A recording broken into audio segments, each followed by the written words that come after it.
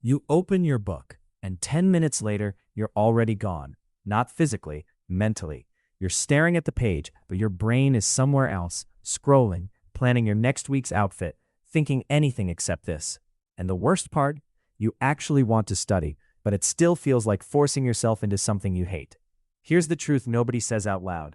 Studying doesn't feel painful because it's hard. It feels painful because your brain has labeled it as effort with no reward yet. And once that label is set, even opening a book feels like resistance. And that's fixable faster than you think, because there's a way to study without your brain even tagging it as studying. But if you do it wrong, you'll fall back into the same loop again tonight. Let's break it.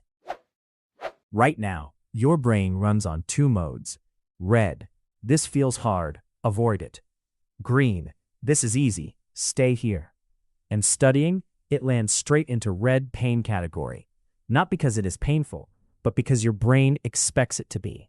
That expectation alone is enough to trigger stress and procrastination. But here's where it gets interesting. Smart students sit down and study for hours without feeling that resistance. Same books, same subjects, different experience. Why? Because they never enter studying in the first place. They trick the brain into staying in green. Let me show you the first shift. Instead of saying, I'm going to study for 2 hours, that statement itself creates pressure. Your brain hears it as a burden. So even before you start, resistance is already active. That's why you procrastinate before you even try. So, here's the switch. Don't study. Start with something too small to reject. Open the book and tell yourself, I'll just read one line. That's it. Not chapters, not topics, not goals. One line.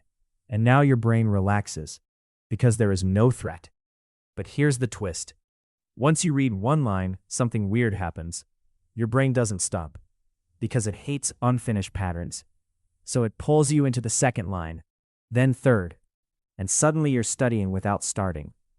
But this alone isn't enough, because sometimes your brain catches this trick. It says, nice try.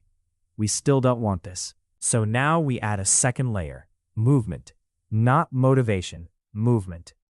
Most students sit still and try to force focus. That creates pressure. Smart students do the opposite. You don't sit and study, you move into it. Open book, write one heading, underline one line, explain it out loud once.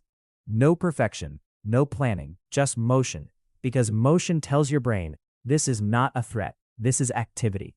And once the brain stops treating it like danger, pain drops immediately. But here's where most people fail again. They finish a topic, close the book, and take a break. And that break resets everything. Because once your brain fully disconnects, it rebuilds resistance from zero. That's why restarting feels harder than starting. So smart students never fully exit. They create continuation loops. Example, finish a small topic, immediately peek at the next one. Just name it, don't study it. Why?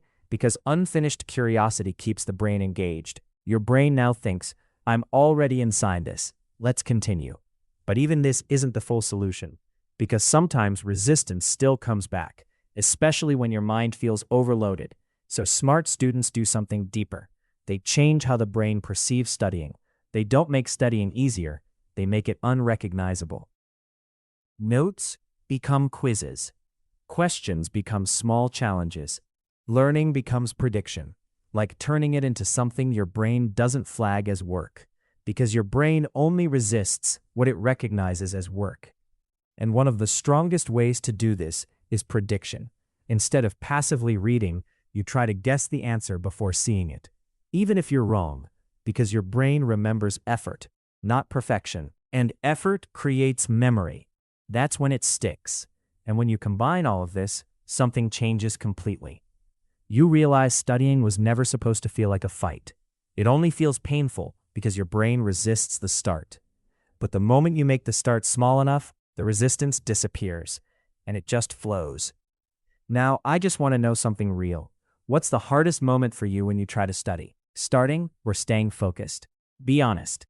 And if you want more videos that make studying feel lighter, not heavier, subscribe.